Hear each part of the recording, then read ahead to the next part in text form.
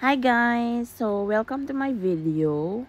Ang pag-uusapan natin ngayon is about maternity leave dito sa Malta. So, ang ibinibigay na maternity benefits or maternity leave benefit dito sa Malta is 18 weeks. So, it's equivalent to 4 months. Bale yung 3 months, yun yung babayaran ng employer mo. And then yung isang month is bale, makukuha mong benefit doon sa NI or sa national insurance mo na ia-apply mo sa service.gov. Ilalagay ko dito. Meron silang page. So, dyan nyo sila ko kontakin pag may mga katanungan kayo. And meron din silang website. Nandun din sa page nila.